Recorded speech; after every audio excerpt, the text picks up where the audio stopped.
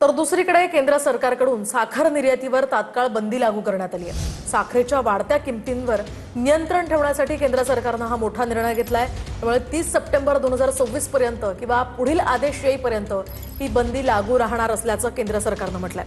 भारत हा ब्राझील नंतर जगातला दुसरा सर्वात मोठा साखर उत्पादक देश आहे। त्यामुळे केंद्राच्या या निर्णयाचा आंतरराष्ट्रीय साखर बाजारावर सुद्धा मोठा परिणाम होण्याची शक्यता आहे।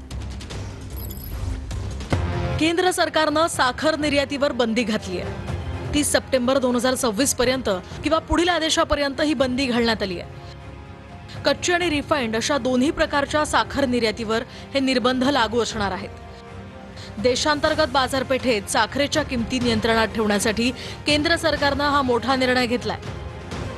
यंदाच्या वर्षाच्या सुरुवातीला केंद्राने 1.59 दशलक्ष टन साखरेच्या निर्यातीला परवानगी दिली होती। मात्र प्रमुख उत्पादक राज्यांमध्ये ऊसाचं उत्पादन कमी झाल्यामुळे देशांतर्गत उत्पादन घटलंय। सलग दुसऱ्या हंगामात भारत स्वतःच्या वापरापेक्षा कमी साखर उत्पादन करण्याची शक्यता आहे। तर दुसरीकडे सुपर अल्निनोच्या शक्यतेमुळे मान्सूनवर परिणाम होण्याची सुद्धा शक्यता हवामान खात्याने वर्तवली आहे।